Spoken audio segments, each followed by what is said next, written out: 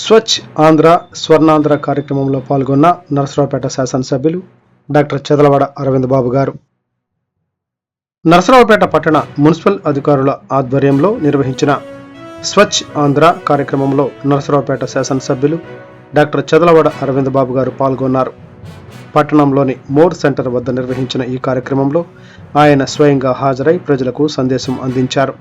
ఈ సందర్భంగా ఎమ్మెల్యే గారు మాట్లాడుతూ పర్యావరణ పరిరక్షణ కోసం రాష్ట్ర ప్రభుత్వం ప్రతిష్టాత్మకంగా చేపట్టిన స్వర్ణాంధ్ర స్వచ్ఛ్ ఆంధ్ర కార్యక్రమాన్ని ప్రతి నెల 3వ శనివారం నిర్వహిస్తున్నట్లు తెలిపారు. కాలుష్యాన్ని తగ్గించడానికి, పర్యావరణాన్ని రక్షించడానికి ప్రతి పౌరుడు బాధ్యతగా వ్యవహరించాలని పిలుపునిచ్చారు.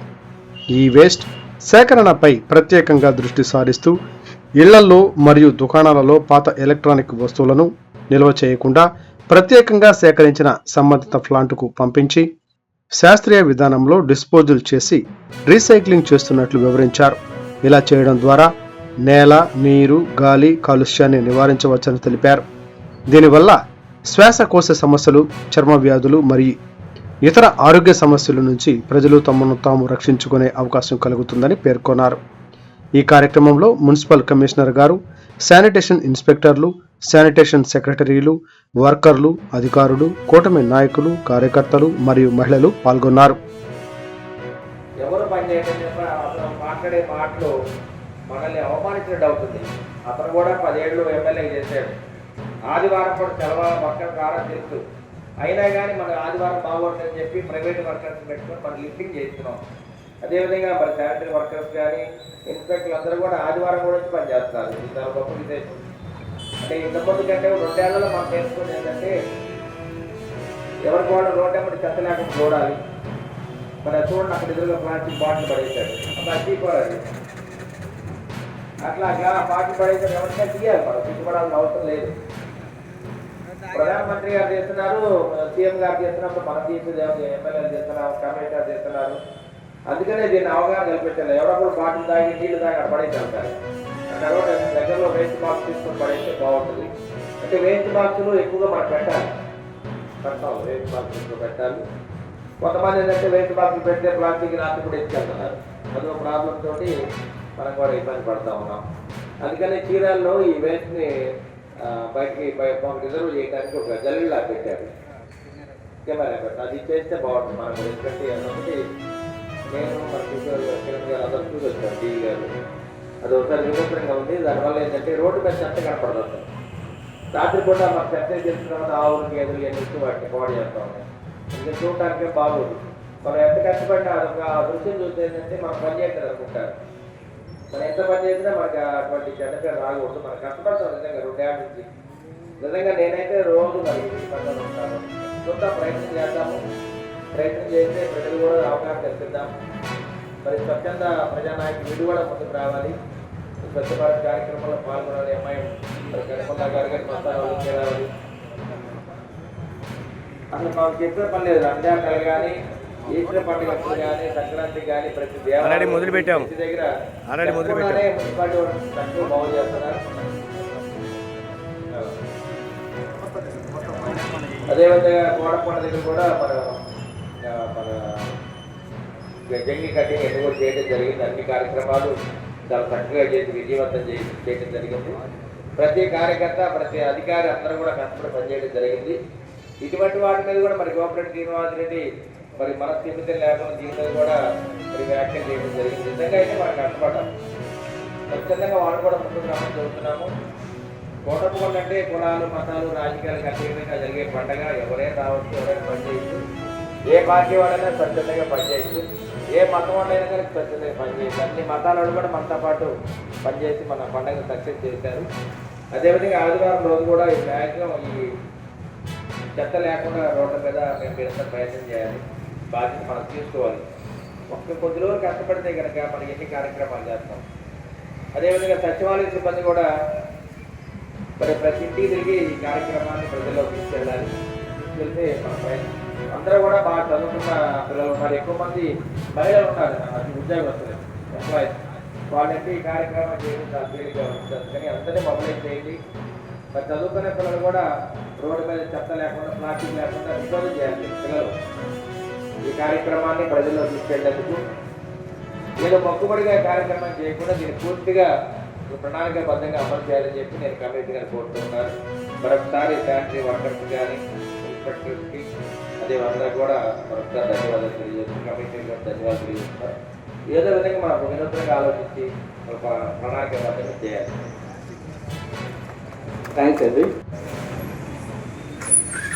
నర్సాపేట మున్సిపాలిటీ కమిషనర్ గారికి, డిఈ గారికి, శానిటరీ ఇన్స్పెక్టర్స్కి, శానిటరీ వర్కర్స్ అందరూ కూడా పాదవందనం చేస్తాం. ఎందుకంటే ప్రతి నెల 3వ వారం స్వచ్ఛ భారత్ కార్యక్రమాన్ని చేపట్టి నిన్న కూడా అసెంబ్లీలో మాట్లాడటం జరిగింది. మనం ఎంత ప్రయత్నం చేసినా ఈ ప్లాస్టిక్ వేస్ట్ని ఏ విధంగా నిరోధించాలనే కార్యక్రమాన్ని మరి మన డిప్యూటీ స్పీకర్ గారు కూడా మాట్లాడటం జరిగింది. మనం ప్రయత్నం చేయాలి, గట్టిగా ప్రజల్లో మోటివేషన్ తేవాలి.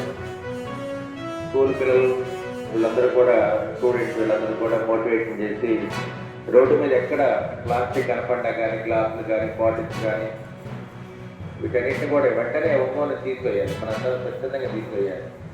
ఆ విధంగా చేస్తేనే అందరూ కూడా మొబైలైజ్ అవుతారు. మరి చదువుకునే స్టూడెంట్స్ కూడా చాలామంది ఇక్కడే ఉన్నారు. రోడ్డు మీద ఏ ప్లాస్టిక్ బ్యాగ్ కనపడినా, ప్లాస్టిక్ గ్లాస్ కనపడినా, ప్లాస్టిక్ వాటర్ బాటిల్ కనపడినా కానీ వెంటనే ఒక్కోని తీసేయాలి స్వచ్ఛందంగా. దీనివల్ల మనకు అవమానం జరుగుతుంది, ఇట్లాంటి అనుకోకూడదు. నరేంద్ర మోడీ గారి దగ్గరుండి ఈ ప్లాస్టిక్ నిషేధాన్ని ప్రోగ్రాంలో పాల్గొంటున్నారు. అదేవిధంగా మన ప్రీతం నేత నారా చంద్రబాబు నాయుడు గారు సీఎంగా, మరి డిప్యూటీ సీఎం పవన్ కళ్యాణ్ ఇద్దరు కూడా స్వచ్ఛందంగా ఈ కార్యక్రమంలో పాల్గొని నిజంగా కారులో మన రోడ్డు మీద వెళ్తుంటే చెత్త కనపడితే ఆగి ఆ ప్లాస్టిక్ని మనం తీసి ఎత్తివేయాలని చెప్పి తెలియజేస్తూ ఉన్నాను. ముఖ్యంగా చదువుకునే బిడ్డల్లో దీంట్లో అవగాహన కలిగించాలి. ఎక్కడ కూడా చెత్త కనపడితే ఎమ్మడే రోడ్డు మీద చెత్తను తీసివేసే కార్యక్రమాన్ని మనం చేపట్టాలి. చదువుకున్న వాళ్ళు దాన్ని రచిస్తూ ఉంటే మరి చదువు లేని వాళ్ళు కూడా ఈ కార్యక్రమంలో పాల్గొంటారు. అంటే మీరు కూడా ఆలోచించాలి, అధికారులు కూడా. 2 ఏళ్లుగా స్వచ్ఛ భారత్ కార్యక్రమంలో పాల్గొంటున్నాము. మనం దీన్ని ఎంతవరకు న్యాయం చేయగలమో ఒకసారి ఆలోచించాలి. శానిటరీ ఇన్స్పెక్టర్ కానీ మరి బాధ్యత అంతా కూడా మన శానిటరీ వర్కర్స్ తీసుకున్నారు. మరి రాష్ట్రపాలన కష్టపడి పనిచేస్తున్నారు. మరి వర్షం లేదు, వాన లేదు, కరోనా టైంలో కూడా కష్టపడి పనిచేశారు. ఆరోగ్యాలు కూడా వాళ్ళకి దెబ్బతింది. వారందరి కష్టం వల్ల ఇవాళ మన మున్సిపాలిటీ బాగుంది. సాధ్యమైనప్పటికీ మనం చేస్తూ ఉన్నాము. వారంలో 6 రోజులే కాదు, 7వ రోజు కూడా మనం చేస్తున్నాం. ఆదివారం కూడా మరి ప్రైవేట్ వర్కర్స్ పెట్టుకొని చేస్తూ ఉన్నాము. అంటే గవర్నమెంట్ డాక్టర్కి ఎక్కడ సెలవు ఉండదు, అదేవిధంగా ఆర్టీసీ వాళ్ళకి సెలవు ఉండదు, రైతు వాళ్ళకి సెలవు ఉండదు. కానీ మన ఆదివారం కూడా ఒక హాఫ్ డే అయినా చేయాలి. మా పిల్లలందరూ రండి, స్వచ్ఛ భారత్లో పాల్గొనండి.